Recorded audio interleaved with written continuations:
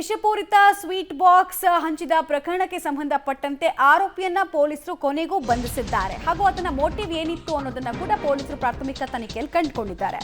ಧನಂಜಯ ಸರ್ಜಿ ಹೆಸರಲ್ಲಿ ಕೊರಿಯರ್ ಮಾಡಿದಂತಹ ಆರೋಪಿಯನ್ನ ಅರೆಸ್ಟ್ ಮಾಡಲಾಗಿದೆ. ಭದ್ರಾವತಿಯ ಸೌಹಾರ್ದ ಪಟೇಲ್ ಎಂಬಾತನ ಬಂಧನ ಆಗಿದೆ. ಆತನ ಹೆಸರು ಸೌಹಾರ್ದ ಪಟೇಲ್ ಅಂತ. ಹೊಸ ವರ್ಷದ ಶುಭಾಶಯವನ್ನ ಕೋರಿ ಈತ ಕೊರಿಯರ್ ಮಾಡಿರ್ತಾನೆ. ಇಬ್ಬರು ವೈದ್ಯರಿಗೆ ಸ್ವೀಟ್ ಬಾಕ್ಸ್ ಅನ್ನ ಈತ ಕಳಿಸಿರ್ತಾನೆ. ವೈಯಕ್ತಿಕ ದ್ವೇಷದ ಹಿನ್ನೆಲೆಯಲ್ಲಿ ವಿಷಪೂರಿತ ಸ್ವೀಟ್ ಬಾಕ್ಸ್ ಅನ್ನ ಕೊರಿಯರ್ ಮಾಡಿದ್ದಾಗಿ ಆತ ಹೇಳಿಕೊಂಡಿದ್ದಾನೆ. ವೈಯಕ್ತಿಕ ದ್ವೇಷ, ರಿವೆಂಜ್ ತೀರಿಸಿಕೊಳ್ಳೋದಕ್ಕೆ ಅಂತ ಹೀಗೆ ಮಾಡಿದೆ ಅನ್ನೋದನ್ನ ಆತ ಹೇಳ್ಕೊಂಡಿದ್ದಾನಂತೆ.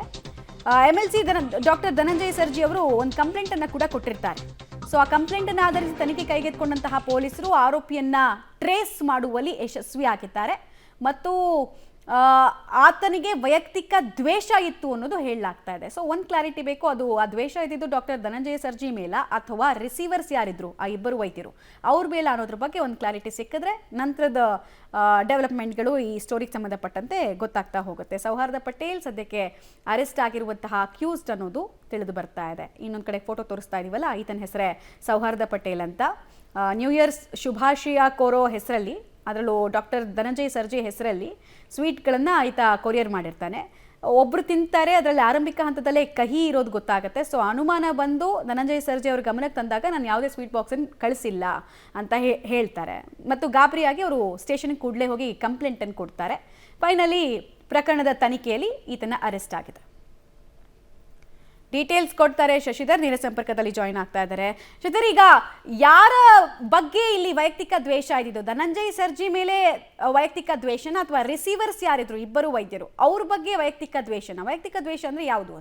ಖಂಡಿತವಾಗಿಯೂ ಮಮತಾ, ಏನು ಸೌಹಾರ್ದ ಪಟೇಲ್ ಅಂತ ಈಗ ಬಂಧಿತ ಆಗಿದ್ದಾನೆ ಆರೋಪಿ, ಆತ ಹೊಸ ವರ್ಷಕ್ಕೆ ಶುಭಾಶಯ ಕೋರಿ MLC ಧನಂಜಯ ಸರ್ಜಿ, ಡಾಕ್ಟರ್ ಧನಂಜಯ ಸರ್ಜಿ ಅವರ ಹೆಸರಿನಲ್ಲಿ 3 ಜನರಿಗೆ ಸ್ವೀಟ್ ಬಾಕ್ಸನ್ನು ಕೊರಿಯರ್ ಮಾಡ್ತಾನೆ. ಭದ್ರಾವತಿಯಿಂದ ಕೊರಿಯರ್ ಮಾಡ್ತಾನೆ. ಈತನಿಗೆ ಸರ್ಜಿ ಅವ್ರ ಮೇಲೆ ಯಾವುದೇ ಕೋಪ ಇರಲಿಲ್ಲ. ಆದರೆ ಈತ ಧನಂಜಯ ಸರ್ಜಿ ಏನು ಕೊರಿಯರ್ ಮಾಡ್ತಾನೆ, ಇಬ್ಬರು ವೈದ್ಯರು ಡಾಕ್ಟರ್ ಅರವಿಂದ್ ಮತ್ತು ಡಾಕ್ಟರ್ ಪವಿತ್ರ, ಜೊತೆಗೆ NES ಶಿಕ್ಷಣ ಸಂಸ್ಥೆಯ ಸೆಕ್ರೆಟರಿ ಆದಂಥ ನಾಗರಾಜ್, ಈ ಮೂವರಿಗೆ ಕೊರಿಯರ್ ಮಾಡ್ತಾನೆ. ಆದರೆ 3 ಜನದ ಮೇಲೆ ಆತನಿಗೆ ವೈಯಕ್ತಿಕ ದ್ವೇಷ ಇರುತ್ತೆ. ಅಂದರೆ ಈ ಸೌಹಾರ್ದ ಪಟೇಲ್ ಏನಿದ್ದಾನೆ, ಈತ NES ಕಾಲೇಜಿನಲ್ಲಿ ಲಾ ವಿದ್ಯಾರ್ಥಿ ಆಗಿರ್ತಾನೆ. ಲಾ ಓದಂಥ ಸಂದರ್ಭದಲ್ಲಿ ಒಂದು ಹುಡುಗಿಯನ್ನು ಕೂಡ ಪ್ರೀತಿ ಮಾಡ್ತಿರ್ತಾನೆ. ಆದರೆ ಇದಕ್ಕೆ ಆ ಕಾಲೇಜಿನ ಸೆಕ್ರೆಟರಿ ಆದಂಥ ನಾಗರಾಜ್ ಅವರು ವಿರೋಧ ವ್ಯಕ್ತಪಡಿಸಿರ್ತಾರೆ.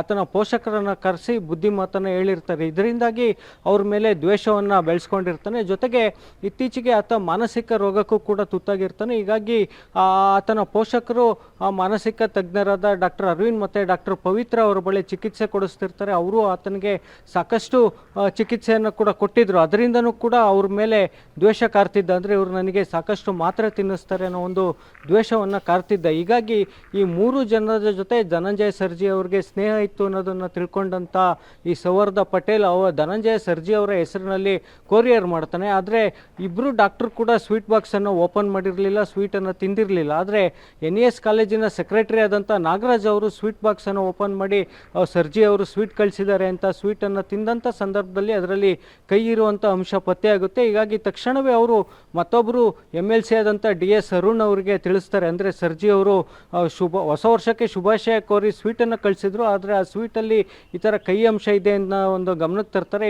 ಹೀಗಾಗಿ ಅರುಣ್ ಅವರು ಮತ್ತು ಧನಂಜಯ ಸರ್ಜಿ ಅವರಿಗೆ ತಿಳಿಸುವಂಥ ಪ್ರಯತ್ನ ಮಾಡ್ತಾರೆ. ಹೀಗಾಗಿ ಎಚ್ಚೆತ್ತುಕೊಂಡಂಥ ಧನಂಜಯ ಸರ್ಜಿ ಅವರು ನಾನು ಯಾರಿಗೂ ಸ್ವೀಟ್ ಬಾಕ್ಸನ್ನು ಕಳಿಸಿಲ್ಲ ಅನ್ನೋ ಒಂದು ಮಾಹಿತಿಯನ್ನು ತಿಳಿಸ್ತಾರೆ. ಜೊತೆಗೆ ಇದನ್ನು ಇಲ್ಲಿಗೆ ನೆಗ್ಲೆಕ್ಟ್ ಮಾಡದಿಲ್ಲದಂಥ ಸರ್ಜಿ ಅವರು ಪೊಲೀಸ್ ಅವರಿಗೆ ದೂರನ್ನು ಕೊಡ್ತಾರೆ. ಸ್ವತಃ SP ಅವರಿಗೆ ದೂರನ್ನು ಸಲ್ಲಿಸ್ತಾರೆ. ಪೊಲೀಸ್ ಅವರು ತನಿಖೆ ನಡೆಸಿ ಈಗ ಆರೋಪಿಯನ್ನು ಬಂಧಿಸುವಲ್ಲಿ ಯಶಸ್ವಿಯಾಗಿದ್ದಾರೆ. ಮಮತಾ, ಧನ್ಯವಾದ ತಮ್ಮೆಲ್ಲ ಮಾಹಿತಿಗಾಗಿ.